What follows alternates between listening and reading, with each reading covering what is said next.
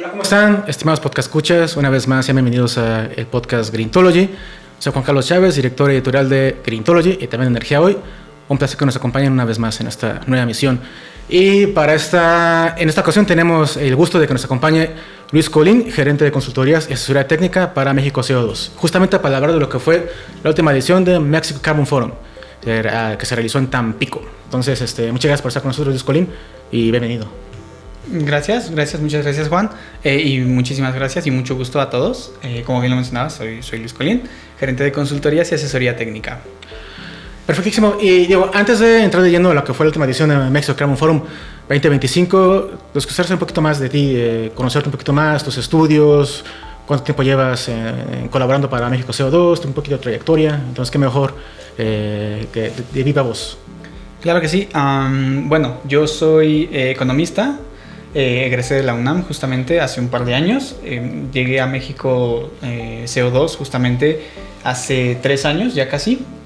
Y pues entré como un analista justamente para mis primeros intentos de incursionar en el mundo del mercado de carbono fue a través de los análisis de instrumentos de precio del carbono. Okay. Entonces, no solamente en México, sino en América Latina y por supuesto también en otras partes del mundo como Norteamérica, por supuesto en Europa y en Asia. Entonces, a partir de ahí, mi especialización ha sido justamente ver cómo ha evolucionado el mercado y bueno, cómo podemos tratar de aportar estos aprendizajes, estas lecciones hacia un mercado en México. Y no solamente en México, sino que también tratamos de impulsar mercados en otras partes de América Latina. Entonces, bueno, mi experiencia ha sido básicamente investigar, analizar y sobre todo hacer recomendaciones para que esto suceda. Perfecto, estimado Luis. Bueno, ya son 5 ediciones de Mexico Carbon Forum. He tenido la fortuna de cubrir algunos. Jalisco, por ejemplo, ahora en Tampico. Hubo uno también que se hizo digital. En este sentido, ¿cómo es que nace esta idea de hacer esta clase de evento, este foro? Y bajo tu perspectiva, ¿cómo ha evolucionado en estas 5 ediciones?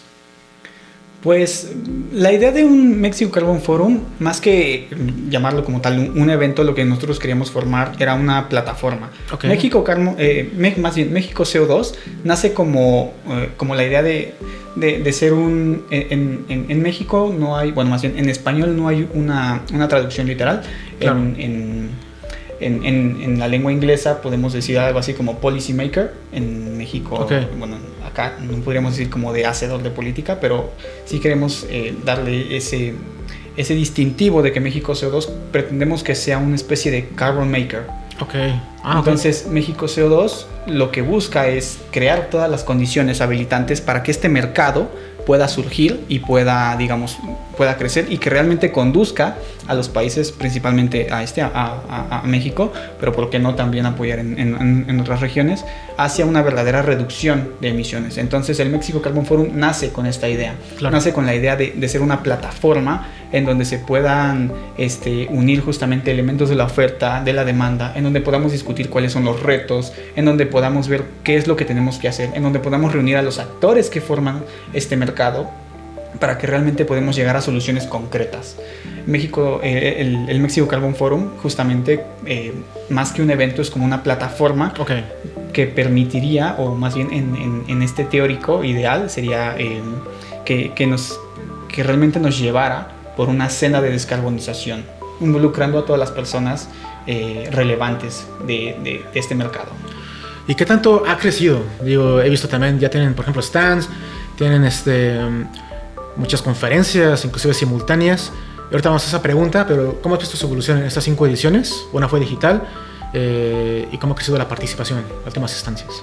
La verdad es que hemos tenido muy buen rating, hemos tenido muy buena consistencia, hemos visto que este tema ha crecido también bastante, ha evolucionado en la manera en la que se cuentan incluso los propios mercados. Antes se mencionaban otros temas más relevantes como por parte de la demanda, qué necesitábamos para comprar, en qué nos deberíamos de fijar. Hoy en día estamos más enfocados en cómo habilitar la oferta y cómo realmente poder estructurar proyectos que nos ayuden realmente, no solamente en términos de mitigación, sino en términos de comunidades, de sociedad y todo eso. Y bueno, en realidad también mucho lo que buscamos, bueno, y lo que se ha dado también con esta gran evolución del evento es que hemos tenido un gran crecimiento en la participación, pero también en el tipo de participantes que hay. Okay. Este evento de Tampico fue justamente un poco diferente al de los anteriores porque nunca habíamos tenido una agenda tan cargada del sector privado. Era una agenda muy industrial, era una agenda digamos, de un estado que representa la mayor parte de las emisiones de dióxido de carbono en México. Entonces, contar con actores determinantes de este mercado, contar principalmente con el sector privado, es importante y no podemos dejarlos de lado. Simplemente, si nos vamos a los otros temas que eran relevantes como el sector gubernamental. Entonces, claro, hemos visto este cambio que ha oscilado también por la propia evolución del mercado entre, bueno, ir primero de lo que era el sector gubernamental, el sector del gobierno y de la regulación, hacia un tema más de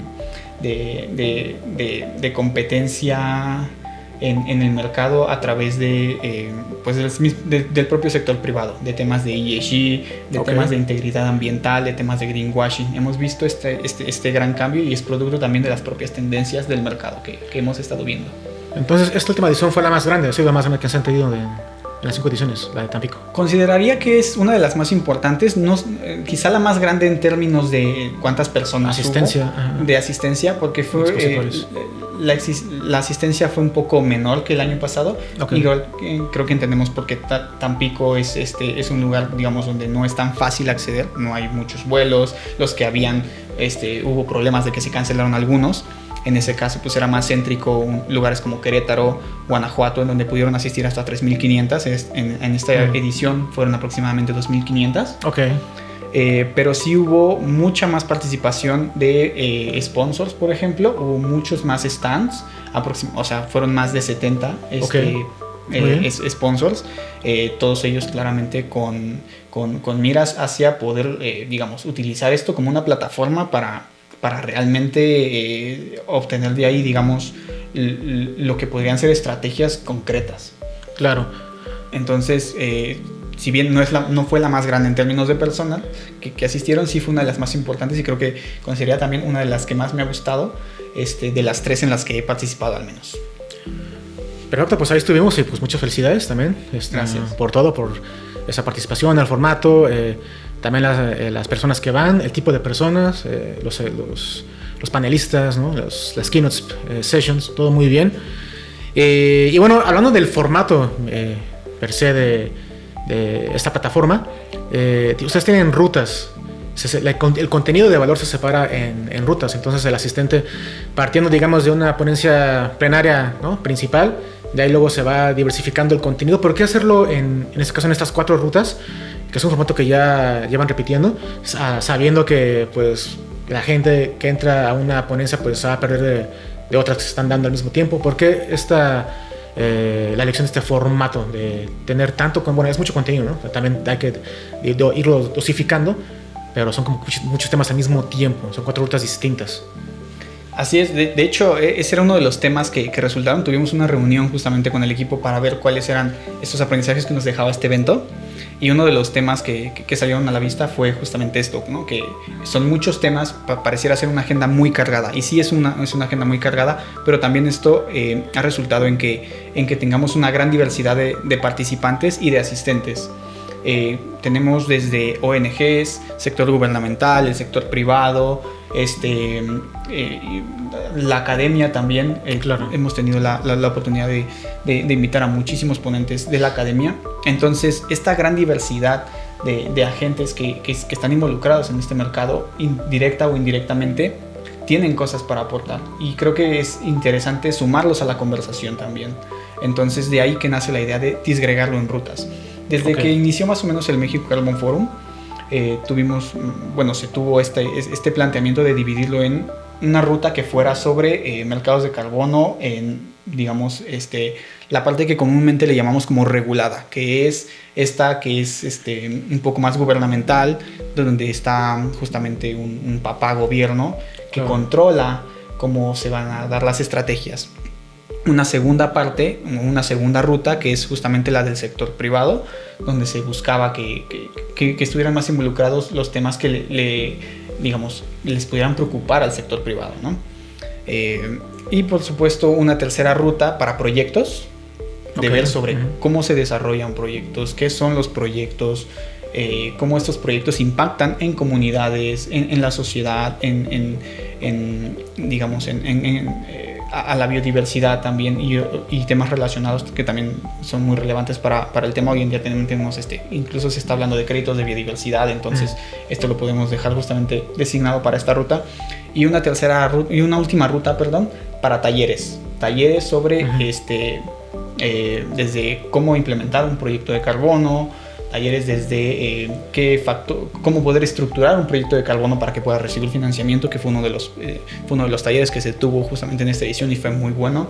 Y en general, o sea, tratamos de apegarnos a este esquema, aunque a veces creemos también que es imposible, porque si nos apegamos realmente a esto, no sería un evento tan grande. Entonces tratamos de darle cierta flexibilidad, pero siempre buscamos justamente responder a estas necesidades que nosotros vamos viendo a lo largo del año para ajustar una agenda que sea congruente. Ok, perfecto. La segunda pregunta, igual ya la respondiste, la importancia de que se tenga un público tan diversificado y cómo es que ha crecido, ¿no? Que ya me comentabas que ya han tenido una mayor participación del sector privado, por ejemplo, tanto de la academia como del gobierno. Entonces, pues una vez más, felicidades. Y bueno, eso me da pie a digamos, ya también hablamos del formato, de por qué el formato del contenido. ¿Qué es lo que tú destacarías de esta quinta edición? Igual temas que no se habían tratado con anterioridad, que en esta edición se trataron en Tampico, temas de tecnología, por ejemplo, temas de regulación. ¿Cuáles son esos temas que destacarías? Y además también saber si algo de este contenido está disponible en alguna de sus plataformas actualmente. Sí, por supuesto. De hecho, de lo que se habló justamente en el Mexico Carbon Forum, destacaría algunos aspectos que fueron bastante relevantes, empezando por los locales. Tamaulipas, que implementó este impuesto al carbono, que puso también una forma de compensar este impuesto a través del mercado. Y digamos, es una manera en la que nosotros aprovechamos el mercado para realmente conducir a soluciones que mitiguen, que reduzcan emisiones. Y bueno, es justamente de que este sistema está operativo y se está trabajando en las mejores formas para llevarlo a cabo. Está vigente y bueno, el gobierno de Tamaulipas ya está trabajando para, digamos, quizá ponerlo operativo a partir del siguiente año.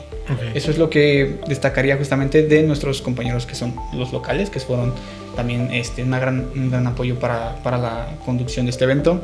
Otro quizá gran punto que yo destacaría sería que se lanzó el registro mexicano para la compensación. El registro mexicano para la transición verde. Se lanzó el registro mexicano para la transición verde, que es pretende ser una especie de estándar que facilite la canalización de recursos y de financiamiento hacia proyectos de mitigación en México. Tenemos hoy en día lo que son los estándares internacionales, que son básicamente organizaciones que dan regulación sobre cómo desarrollar un proyecto. Lamentablemente, estos protocolos, estas metodologías, estos lineamientos que ellos nos dan, muchas veces no son adaptados a nuestros países. Y para desarrollar un proyecto a veces es muy complicado hacerlo en nuestros contextos. No puedo hablar de contextos como en Estados Unidos o el de Europa, pero al menos en los países latinoamericanos es complicado. Entonces, este estándar lo que permitiría es justamente facilitar este financiamiento para estos proyectos que están en México y que justamente se adecue a nuestras necesidades nacionales. Eso creo que es uno de los aspectos más importantes a destacar. Mencionabas, por ejemplo, el tema de tecnología, por supuesto. Contamos con gente experta en áreas de tecnología, principalmente los que se han dado en los términos del registro, pero también en los términos de integridad ambiental.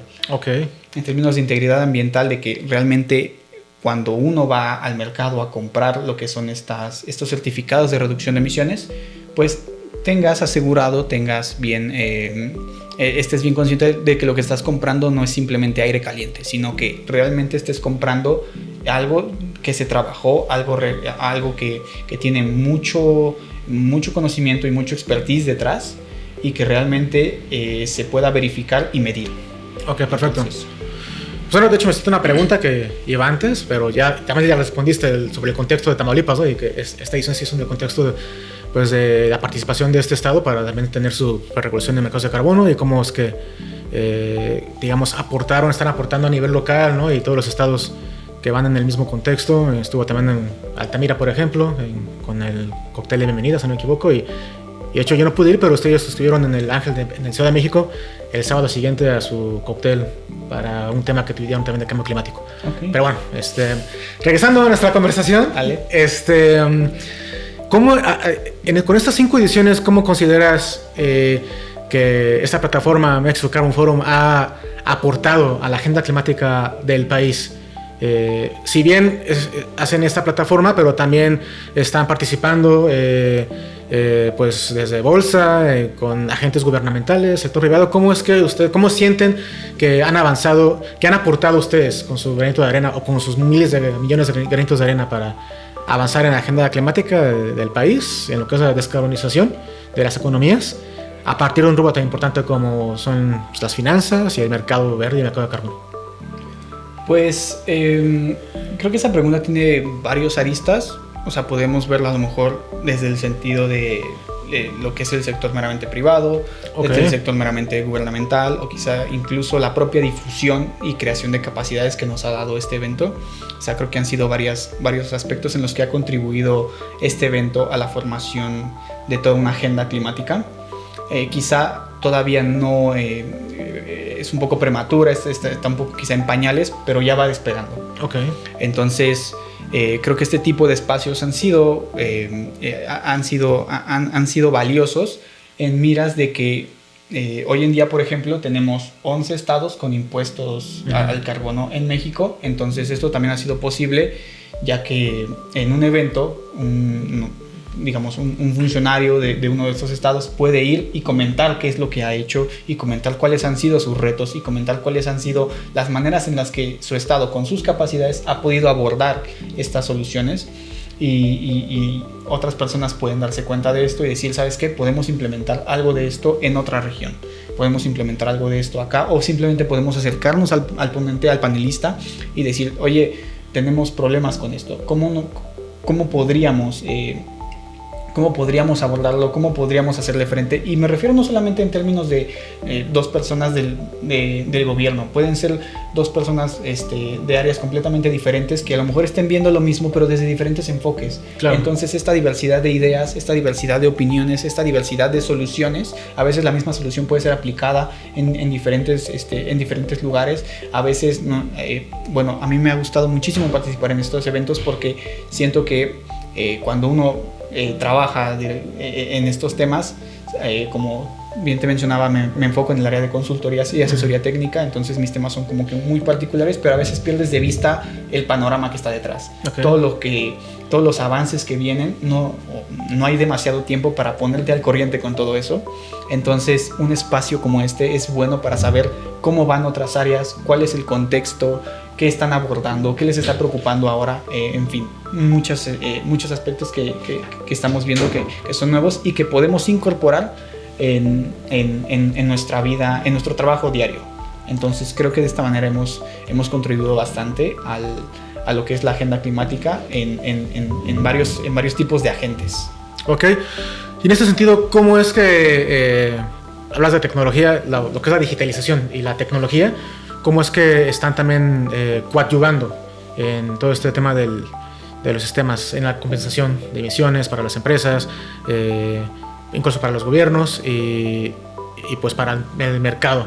¿Cómo es que las nuevas tecnologías y la digitalización están, lo vimos, ¿no? Ahorita vamos a llegar a ese tema de su colaboración con BBVA, pero ¿cómo es que estos temas de digitalización y nuevas tecnologías están aportando para pues conseguir que las empresas primero sean más conscientes, midan sus emisiones? Lo que no se mide no se puede, mejorar, ¿no? No hay área de mejora, y pues qué mejor partiendo del ámbito financiero, ¿no? Claro. Tuve una conversación con una de las panelistas justo antes de que su panel iniciara, y una de las cosas que me decía justamente es que... ¿Quién? Bueno, para nuestros Podcast Escuchas, gracias. Alejandra Cámara de Génesis. Ok. Y ella me decía más bien que hoy en día muchos todavía continúan trabajando de la misma manera que hace 20 años. Con los mismos llenados de reportes a mano, con los mismos errores que esto pudiera implicar para proyectos que pudieran ser importantes en áreas o en comunidades o en cosas así. Entonces, todavía muchas personas, todavía muchos desarrolladores, todavía muchos de nosotros incluso seguimos trabajando con estas mismas herramientas de hace 20 años, cuando que no nos estamos dando cuenta de que hay muchas otras de que ya nos permiten optimizar muchos procesos, digitalizar algunos otros, aprovechar espacios muertos, aprovechar tiempos muertos, y todo esto pues gracias a las tecnologías. Algunas de las más destacadas que se han mencionado justamente es el poder optimizar una plataforma para los registros y que uno pueda ir al estándar y justamente ver, mira, yo compré tantos certificados, quiero saber de qué proyecto vienen, quiero saber cómo fue verificado, quiero saber quién lo hizo, quiero saber quién hizo esa verificación, quiero saber en dónde se localiza ese proyecto, a qué comunidades o a qué personas está impactando directa o indirectamente. Y eso es justamente uno de los grandes beneficios que tenemos ahora si somos compradores, de que podemos darle trazabilidad a lo que estamos comprando, a lo que estamos justamente apoyando. Entonces, eso ha sido una de las grandes ventajas. Otra de las grandes ventajas también que hemos tenido en términos de nuevas tecnologías, están algunos proyectos piloto, pero justamente hubo, creo que un sponsor, realmente no recuerdo el nombre de por si me lo querías preguntar, la verdad es que no recuerdo, pero decían que estaban utilizando tecnología satelital para detectar de primera instancia incendios forestales. Incendios forestales que hemos visto que son, no sé si ustedes a lo mejor si tuviste la cobertura de esto, pero hubo bastantes incendios forestales este año, por ejemplo en California, sobre todo en Estados Unidos. Y bueno, resulta importante porque muchas de estas áreas pudieran ser áreas de proyectos principalmente forestales. Incluso en México, a pesar de que no se le da como que la cobertura que mereciera, sí también tenemos una gran área devastada por incendios forestales. Entonces, poder enterarnos de lo que está sucediendo a 2 kilómetros de aquí, por ejemplo, a lo mejor en la ciudad pareciera fácil, pero en áreas rurales es muy complicado a veces darnos cuenta, a menos de que ya tengamos el incendio ahí. Claro. Entonces, estas nuevas tecnologías nos permiten darle un mejor seguimiento, un mejor monitoreo a las áreas. Y bueno, sobre todo la digitalización, ¿no? Que nos permite automatizar ciertos procesos, ya para evitar también incluso errores humanos en que capturé mal un número, capturé mal una cifra, capturé mal incluso una palabra, no sé, pueden significar la diferencia entre lo que es un buen proyecto y lo que llega a ser un mal proyecto. Ok. Yo ahora que lo mencionas, ese tema de los incendios en California, en Estados Unidos, hasta había teorías conspirativas, ¿no? Yo sí vi videos de digamos, láseres que caen del cielo provocando los incendios, por ejemplo, ¿no? De muchas cosas. Bueno. Eso es para otro podcast, ¿no? Vamos a sacar un podcast de teorías conspirativas. De incendios forestales. Y bueno, en todo este tema de divulgación y promoción de parte de ustedes de México CO2, ¿cuáles son estos retos o dificultades que han visto para precisamente divulgar y hasta implementar, ¿no? Iniciativas, ¿no? Como por ejemplo lo que comentábamos hace unos minutos, la colaboración que tienen con BBVA para el tema de iniciativa TO2, si no me equivoco, así es, la iniciativa Todos por el Clima. Todos por el Clima, ¿no? Donde los internautas con la aplicación de BBVA pueden aportar, ¿no? Para proyectos forestales, por ejemplo. La creación de la Sociedad Mexicana de Carbono. ¿Cuáles son esos retos o áreas de oportunidad para que desde México CO2 se pueda, digamos, tener más divulgación al respecto de lo que es el mercado de carbono y para la implementación o para aportar en las implementaciones de otras empresas o de otras estrategias de otros gobiernos? ¿Qué es lo más difícil de esto? Creo que lo más complicado de esto ha sido justamente que mercados de carbono no es un tema al que uno llega desde su formación básica. incluso en temas de sustentabilidad, en temas de economía, en temas en ingenierías de recursos, más bien energías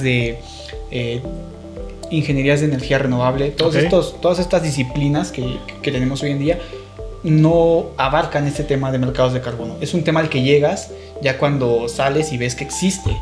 Entonces no es algo que, digamos, que lo tengamos como que tan de frente, a pesar de que está ahí. Ese ha sido uno de los principales retos, porque es dar a conocer que existe este tema, es dar a conocer justamente a gente que ya tiene incluso maestrías, doctorados, es gente que ya ha estado trabajando en el gobierno por mucho tiempo, o es gente que ya tiene un puesto como gerente de sustentabilidad o en el área de sustentabilidad de su empresa desde hace tiempo, y siguen sin conocer estos temas, porque creo que no se le da la correcta difusión. Hoy en día una de las oportunidades que tenemos es que ya hay varios medios que se especializan en divulgar esta información. Por supuesto, México CO2 ha tratado de hacerlo, pero lo hemos tratado de hacer, digamos, con medios tradicionales, digamos, poniendo ahí todos nuestros recursos que podemos en facilitar notas y publicarlas en medios como Facebook, en medios como LinkedIn principalmente, para dar a conocer que existen los temas de mercados de carbono. Pero hoy en día ya tenemos otro tipo de medios, por ejemplo que Greentology, que también puede ser una muy buena plataforma para hacerlo, y muchos otros medios especializados. Hoy en día ya también se menciona este tema, por ejemplo, en El Economista, en El Financiero. Ya hay como que ciertos gremios que nos pueden apoyar en la difusión de estos temas, y sobre todo en la capacitación de estos temas, porque la primera parte es saber que existe. Saber que existe el mercado de carbono, que eso es algo que no todo el mundo sabe. Estoy seguro que si yo voy ahorita a la UNAM y pregunto, ¿conoces los mercados de carbono? Estoy segurísimo, incluso podemos hacer el ejercicio con diferentes áreas en economía, que es relativo a los mercados de carbono, pero también en las áreas de ciencia y sustentabilidad. Y estoy segurísimo de que más del 90% me diría, nunca he escuchado de este tema. Entonces, si no has escuchado del tema, no es posible tener un interés y un acercamiento después. Ahora imagínate esto cuando estás hablando de crear una política integral en México que empate lo federal con lo subnacional. O sea, es un gran reto, pero también es una gran área de oportunidad en donde claramente cada uno de los actores involucrados tenemos que comenzar a aportar. Creo que ese es lo que destacaría justamente de estos retos.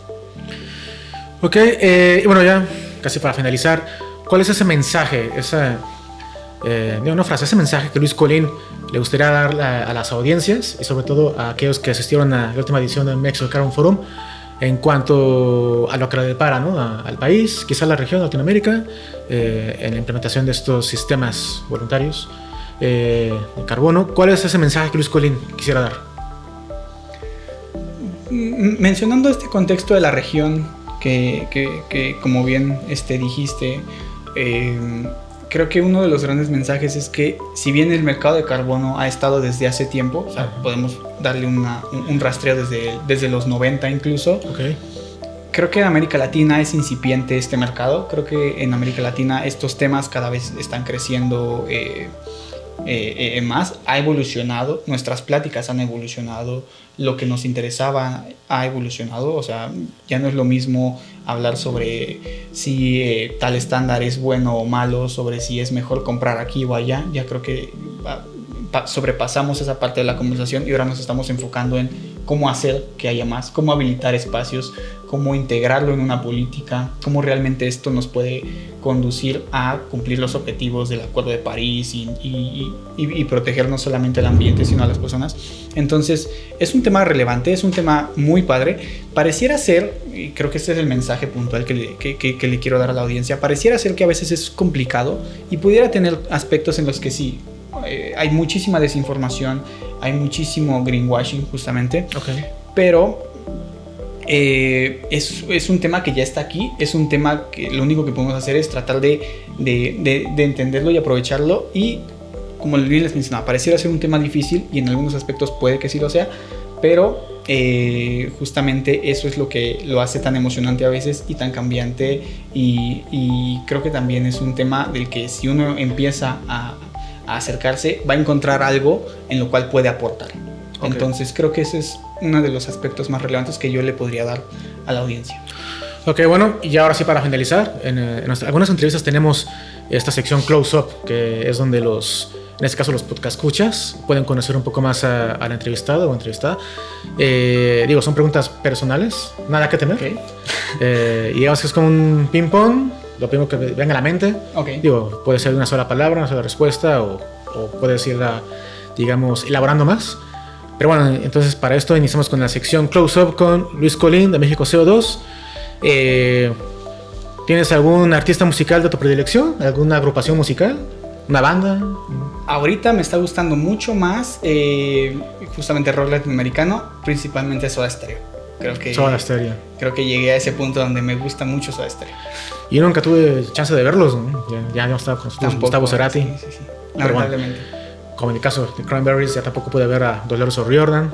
Pero bueno, en cuanto a séptimo arte, ¿tienes algún un género que te gusta en cuanto a ver películas? Y si tienes algún actor o actriz de tu predilección que digas cuando lo ves en Marquesina, esta es garantía de que va a ser una buena película. Un género, principalmente me gusta mucho la ciencia ficción. Okay. He sido muy fan de la ciencia ficción, no solamente en películas, también en libros, pero me gusta mucho la manera en la que se retratan escenarios imaginativos, claro.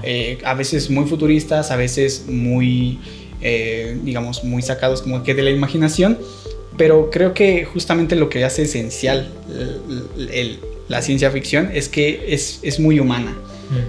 Todos estos escenarios que nos imaginamos, todo esto, incluso la manera en la que imaginamos el futuro, siempre es bajo nuestras propias percepciones. Por supuesto. Y eso es, o sea, viendo a través de eso es muy humano, y creo que dice muchísimo más de lo que realmente a primera vista se puede apreciar. Okay. Y un actor o una actriz, pues mencionaría actualmente, y porque me han gustado muchísimo sus películas y me he metido un poco más a su filmografía, Cillian Murphy. Ok, el de Peaky Blinders. Exactamente. ¿No? ¿Alguna película de ciencia ficción que es un must para quienes inclusive no les gusta tanto la ciencia ficción, pero que algo que les pueda aportar a esta película? ¿Alguna película de ciencia ficción? Yo mencionaría, hay una película que salió hace poco en una plataforma, creo que ahorita ya no está, pero sí la podrían encontrar si la buscan. Se llama The Vast of Night. Okay. Lo vasto de la noche. Es una película de ciencia ficción estadounidense. Si bien es actual, es ambientada en los años 50. Y es una película justamente que habla sobre cuáles... Más bien, me gusta mucho esta película porque sí habla de ovnis, okay, pero lo ambienta mucho en el contexto cultural y bajo la perspectiva de dos jóvenes viviendo en los 50s, en los 60s. Entonces eso es bastante interesante también. Como ellos incluso propiamente se imaginaban el futuro que ahorita estamos viviendo, y que vemos que no es muy... Hay algunas cosas que son muy parecidas y hay otras cosas que no tanto. Ok. Ahora que hablaste también de novelas, ¿cuál es el libro que estás leyendo? ¿O el libro que recomendarías? ¿O un libro que te haya marcado? Ahorita estoy leyendo, me voy a ver a lo mejor, me han dicho que a veces me voy mucho como que a lo asiático. Ahorita estoy leyendo un libro que se llama El problema de los tres cuerpos, de Cixin Liu. Incluso me han dicho como de, eso es muy, muy rojo o algo así, ¿no? Pero en realidad creo que es bastante, bueno, es también ciencia ficción. Yo vi la serie en Netflix. Muy buena. ¿Viste la serie? No he querido ver la serie justamente porque he querido primero acabar el libro. Pero es una trilogía, ¿no? Son 3 libros. Es una trilogía, sí. Es El problema de los tres cuerpos, la primera parte. El bosque oscuro. El bosque oscuro y El fin de la muerte. Ok. Y bueno, con toda esa trayectoria que has tenido con México CO2 y que has viajado, ¿cuál es esa ciudad, puede ser en México o en otra parte del mundo, que te guste mucho? Que dices que al menos una vez tengo que regresar. Es una ciudad, un destino, puede ser un pueblito. Pues a mí me gustó mucho viajar cuando tuve la oportunidad de hacerlo, justamente como parte del trabajo, a República Dominicana. Okay. El área centro de República Dominicana, lo que es la ciudad colonial, incluso algunas de las áreas que están a su alrededor, es muy padre verlo, es muy bonito y bueno, sería un lugar que sin duda regresaría. ¿Y cuál es ese destino que aún no conoces pero que está en tu lista de que debes conocer? Al menos una vez en la vida. Yo quisiera conocer Buenos Aires, Argentina. Ok. Y de lo que has viajado, de lo que has probado, ¿cuál es ese platillo favorito o esa comida que dices, con esto me matan? Hay un platillo que probé cuando fui a Brasil, creo que se llama Cicinha o Cicinha, no me recuerdo muy bien cuál era el nombre, pero es como una especie de pan. Es como una especie de pan que está hecho como que de... Es que no es pan, es más bien como que una cubierta de papa. Está frita, pero dentro tiene, puede tener pollo, puede tener un poquito de queso, algo así como una especie de tinga con queso. Sabe muy rica y tiene forma de lágrima. O sea, tiene una forma muy curiosa. Es uno de los platos que más me ha gustado. Y finalmente, ¿qué es eso que siempre viaja contigo? Que te das cuenta, puede ser hasta involuntario, ¿no? Digo, desde un gadget, la máquina para trabajar, o un amuleto, un dije, pero que algo para anotar, pero que haciendo recapitulación, ¿no? De que vas en el camión, en el coche o en el avión, es algo que no te deja, que siempre está contigo. Yo soy de la costumbre de que siempre cargo un libro a pesar de que no lo leo. O sea, como que siempre me llevo algo, incluso si es muy liviano, incluso si es muy sí, algo normal, pero la Biblia. Claro, la tengo en la mochila justamente. Mira. Pero a veces no me da tiempo de leerlos o a veces simplemente no quiero leerlos. Solamente sé que está ahí y sé que si en algún momento tengo la oportunidad puedo acercarme y comenzar a leerlo. Entonces yo creo que sería eso, un libro. Luis Colín, gerente de consultoría de asesoría técnica para México CO2. Muchas gracias por estar con nosotros en una nueva emisión de Greentology. Muchísimas gracias, Juan, y muchísimas gracias a todos por escuchar.